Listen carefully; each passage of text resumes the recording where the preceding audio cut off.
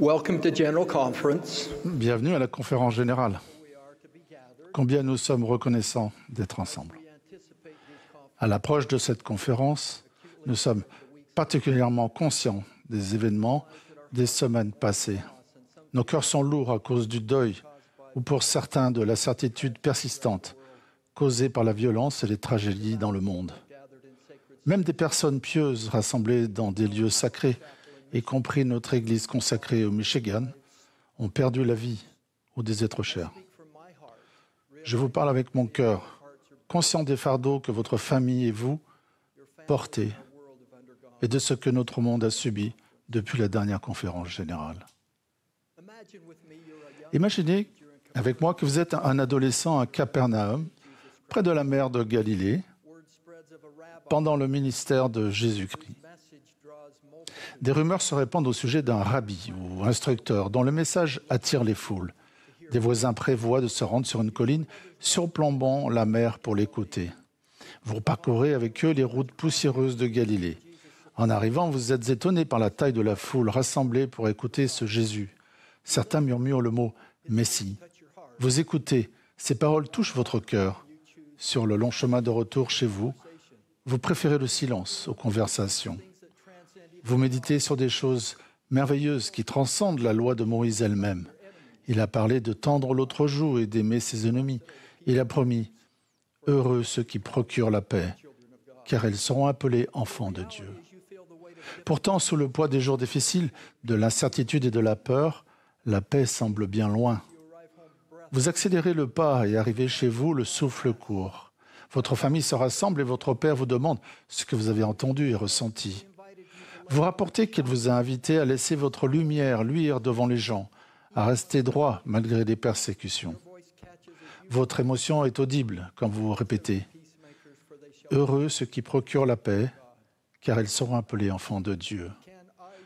Vous demandez « Puis-je réellement devenir un artisan de paix dans un monde en tumulte, avec de la peur dans mon cœur, quand la paix semble si lointaine ?» Votre père regarde votre mère et répond avec douceur « Oui ». Tout commence à l'endroit le plus essentiel, notre cœur. Ensuite, notre foyer et notre famille. Et ce que nous mettons en pratique ici se répand alors dans nos rues et nos villages. Avançons de 2000 ans. Il s'agit non plus de notre imagination, mais de notre réalité.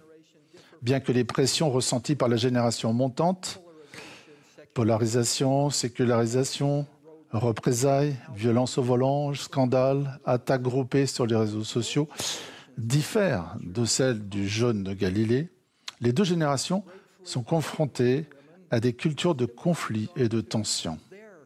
Heureusement, nos jeunes gens et jeunes filles sont aussi attirés par des sermons sur la montagne modernes. Le séminaire, les conférences, jeunes, soyez forts, et viens et suis-moi. Ils reçoivent les mêmes invitations du Seigneur. Laissez leur lumière luire devant autrui. Restez droits malgré les persécutions et aimez leurs ennemis. Ils ont aussi été encouragés par les prophètes actuels de rétablissement à être des artisans de paix, à être en désaccord sans être désagréables, à remplacer les querelles et l'orgueil par le pardon et l'amour, à construire des ponts de compréhension et de coopération plutôt que des murs de préjugés et de ségrégation. Cette même promesse est renouvelée. Heureux ceux qui procurent la paix, car ils seront appelés enfants de Dieu. Le cœur de la génération montante actuelle est rempli du témoignage de Jésus-Christ et d'espérance pour l'avenir. Toutefois, il demande aussi « Puis-je réellement devenir un artisan de paix dans un monde en tumulte, avec de la peur dans mon cœur, quand la paix semble si lointaine ?» La réponse est un oui retentissant. Nous nous saisissons des paroles du Sauveur. « Je vous laisse la paix, je vous donne ma paix.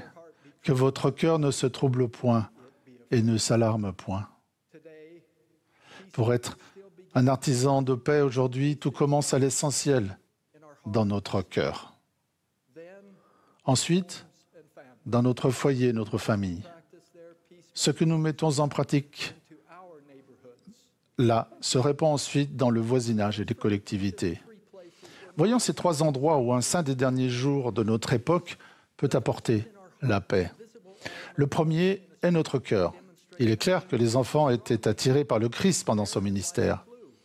Il y a là un indice.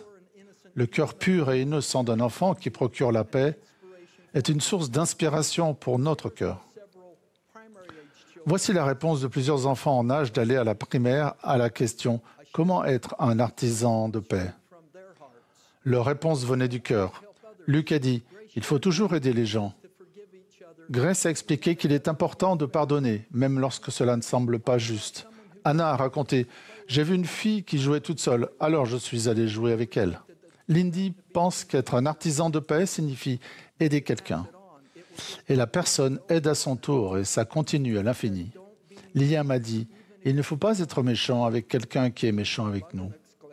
Landon s'est exclamé « Si quelqu'un se moque de toi ou est méchant, dis-lui « Arrête s'il te plaît ». Trevor a expliqué « S'il n'en reste qu'un beignet et que tout le monde le veut, on le partage ».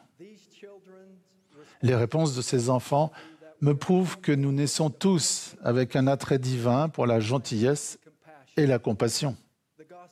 L'évangile de Jésus-Christ nourrit ces caractéristiques divines, notamment celle d'être un artisan de paix, et les ancre dans notre cœur pour notre profit dans cette vie et dans la suivante.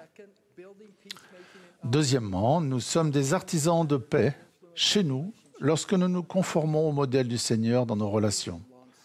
Persuasion, longanimité, gentillesse, douceur et amour sincère.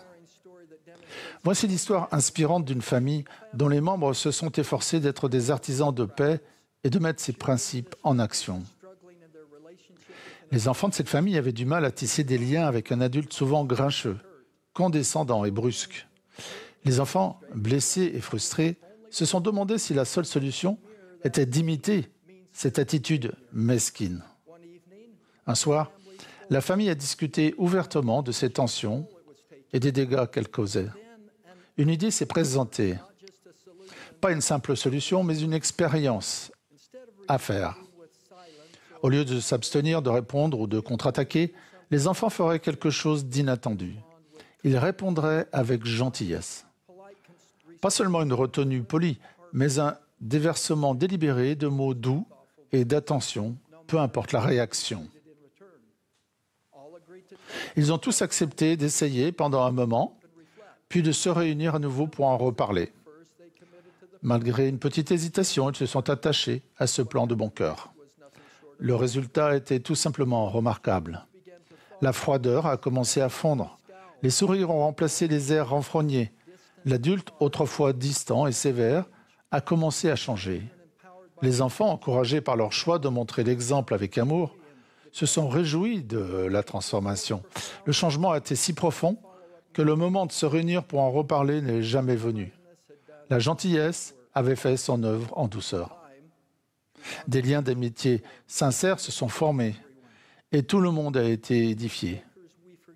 En tant qu'artisans de paix, nous pardonnons et cherchons à édifier les gens plutôt qu'à les rabaisser.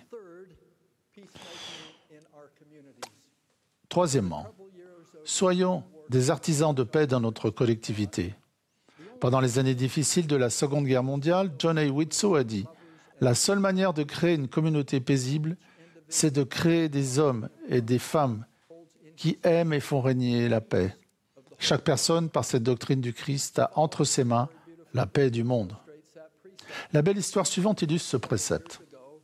Il y a quelques années, un imam et un pasteur du Nigeria se trouvaient de part et d'autre d'un fossé religieux. Chaque partie avait grandement souffert. Pourtant, par le pouvoir guérisseur du pardon, ils ont choisi d'avancer ensemble.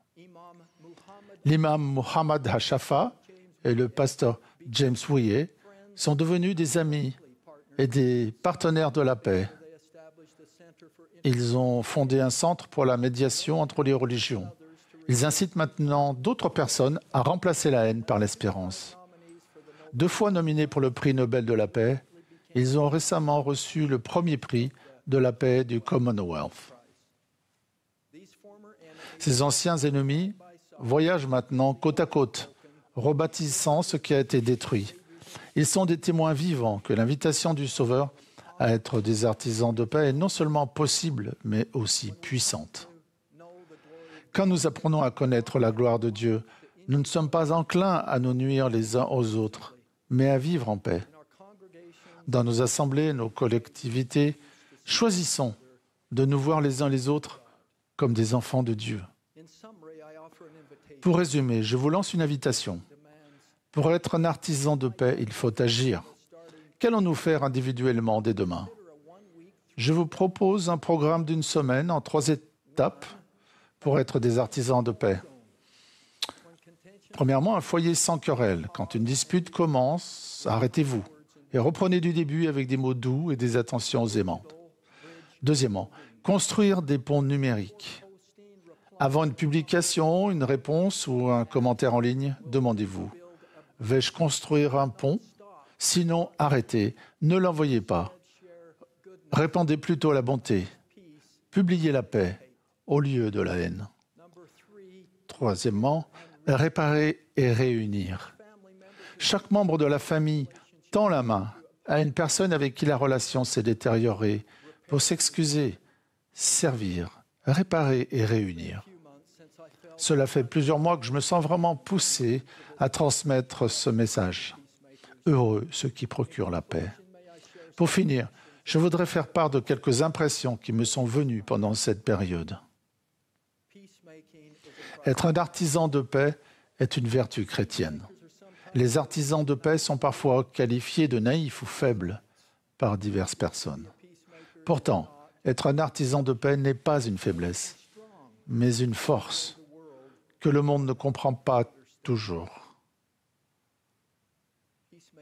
Être un artisan de paix demande du courage et nécessite des compromis, mais pas le sacrifice des principes. Un artisan de paix dirige avec un cœur ouvert, pas un esprit fermé.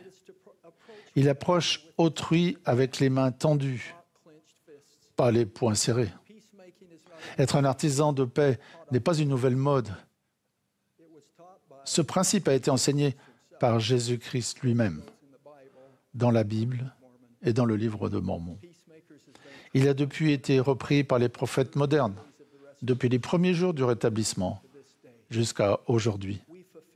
Nous remplissons notre rôle divin d'enfant d'un Père céleste aimant en nous efforçant d'être des artisans de paix. Je témoigne de Jésus-Christ, le Prince de la paix, le Fils du Dieu vivant, au nom de Jésus-Christ. Amen.